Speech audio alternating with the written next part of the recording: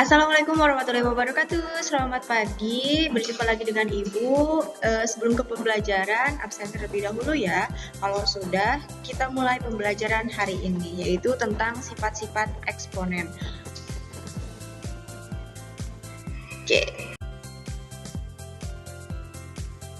Sebelum ke sifat-sifat eksponen, di sini ada bentuk umum eksponen. Jadi Ibu akan mengingatkan kembali adik-adik untuk mengingat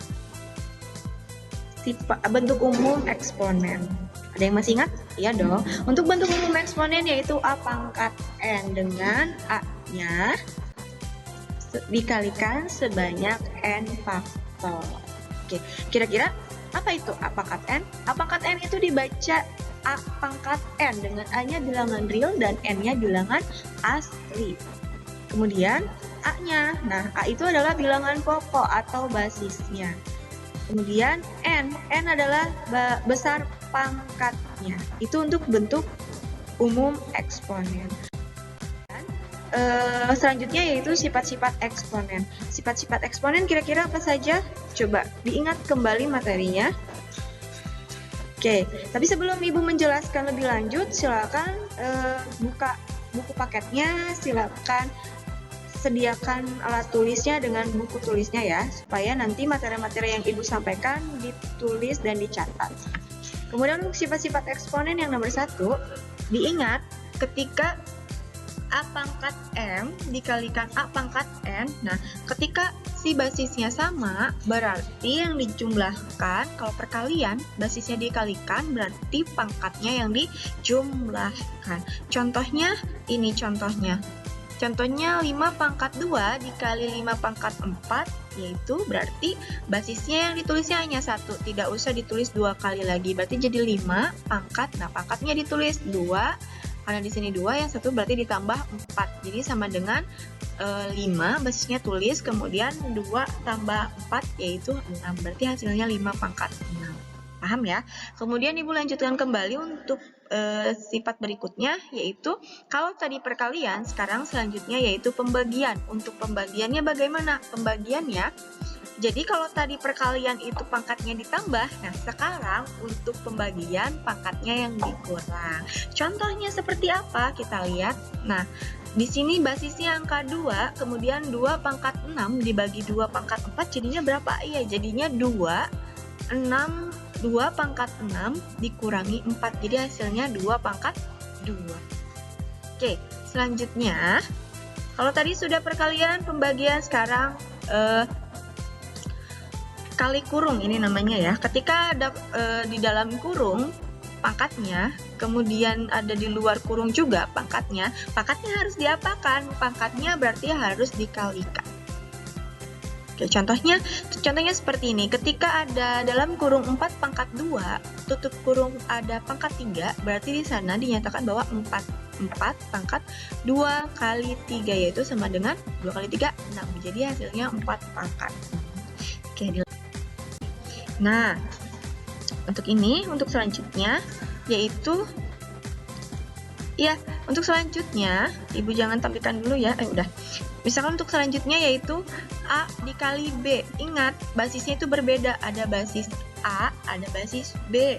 Berarti ketika basisnya berbeda tetapi pangkatnya sama, yaitu pangkat M, berarti nanti A pangkat M dikali B pangkat M. Jadi kayak gitu. Jadi supaya adil, M-nya sama, A juga punya M, B juga punya M, tapi tandanya dikalikan. Contoh misal, di sini basisnya yang A yaitu 3, kemudian dikalikan 5, basisnya 1 lagi, kemudian dipangkatkan 2, berarti 3 pangkat 2 dikali 5 pangkat 2, itu caranya.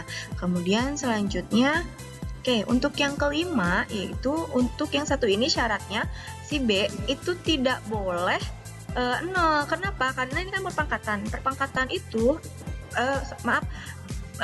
pecahan itu B-nya tidak boleh 0. Jadi kalau misalkan penyebutnya tidak boleh 0, pembilangnya juga sama ya, tidak boleh 0. Tidak boleh 0 per 0, nanti tidak terdefinisi. Berarti di sini A pangkat M A per B, kemudian maaf, berarti gini ya Ibu sebutkan ya, dalam kurung A per B, tutup kurung pangkat M. Berarti di sini sama harus adil, ketika di luar kurungnya ada pangkat, berarti harus adil. Jadi jadinya A pangkat M dibagi B pangkat M. Contohnya, oke, untuk contohnya yaitu di sini ada basis A-nya 5, kemudian per basis B-nya 3, kemudian di luar kurungnya yaitu pangkat 2. Berarti jadi gimana? Jadi 5 pangkat 2 dibagi 3 pangkat 2. Itu untuk sifat yang kelima. Sekarang ada oke, ini yang keenamnya. Oke, satu lagi diingat, ketika di SMP pasti kalian sudah diingatkan oleh guru SMP-nya, ketika 1 per A pangkat N, berarti ketika dikeataskan menjadi A pangkat negatif N. Atau ingat, perpangkatan itu tidak bisa negatif dan tidak boleh negatif. Jadi kalau misalkan negatif, dia jadi harus pakai 1 per A pangkat N. Contohnya misal ya, Ibu akan memberikan contoh. Misal di sini 2 min 3 misalkan. Nah, ingat, kalau misalkan eksponen atau perpangkatan tidak boleh pangkatnya negatif. Nah, ini tuh tidak boleh negatif. Dia tidak boleh negatif. Jadi gimana dong, Bu? Caranya, adik-adik di sini harus memindahkan. Berarti jadi 1 per 2. Nah, ketika dipindahkan ke bawah, pembilang jadi penyebut, berarti penyebutnya jadi pangkat positif. Intinya, pangkat itu atau perpangkatan itu tidak boleh pangkatnya negatif. Jadi gimana caranya? Harus dipositifkan. Cara bantuannya yaitu pakai 1 per 2 pangkat 3. Oke, semoga paham ya. Sekarang Ibu mau melanjutkan, coba lihat. Nah, di sini kebalikannya sebenarnya sama aja sih ya, dibalikan. Ketika 1 pangkat per 4 pangkat 6, ketika misalkan dibutuhkan untuk menjadi pangkat negatif, ya udah nggak apa-apa, misalkan jadi 4 pangkat negatif 6. Sebenarnya sama aja. Gimana kebutuhan dalam soalnya. Sekarang yang nomor 7 ya. Untuk yang nomor 7, ini sudah masuk ke akar.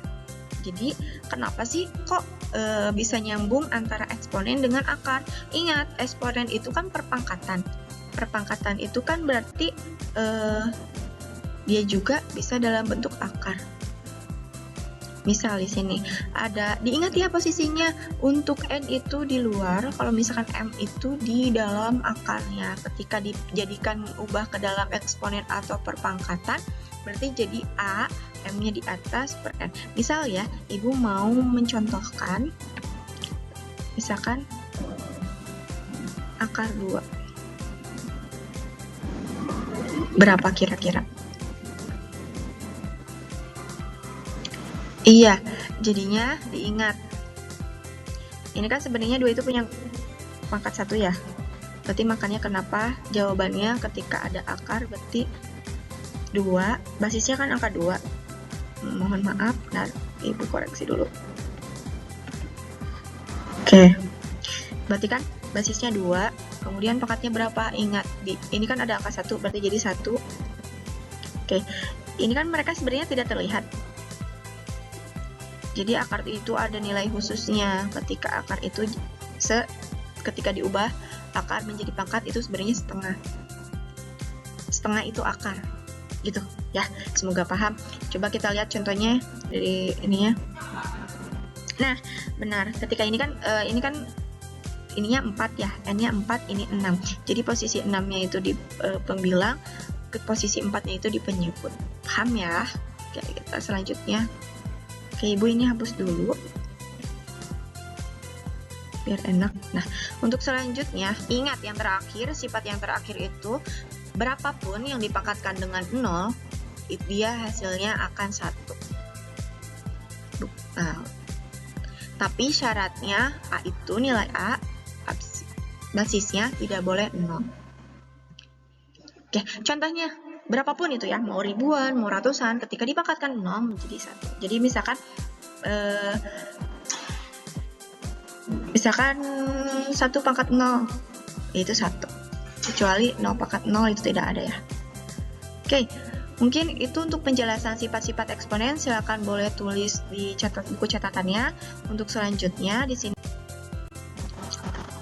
Jadi gini, kalau misalkan matematika kalian dihafalkan rumusnya, kemudian diingat-ingat tetapi tidak dilakukan sama sekali, tidak mencoba contoh soal, tidak mencoba untuk latihan, itu akan sia-sia. Jadi silakan untuk soalnya Ibu mau memperlihatkan, kerjakan satu soal saja. Oke, mungkin cukup pembelajaran dari Ibu. Silakan kalau misalkan Bu, aku belum paham, silakan tanyakan ke Ibu. Ibu cukupkan. Wassalamualaikum warahmatullahi wabarakatuh. Sampai jumpa di pertemuan berikutnya.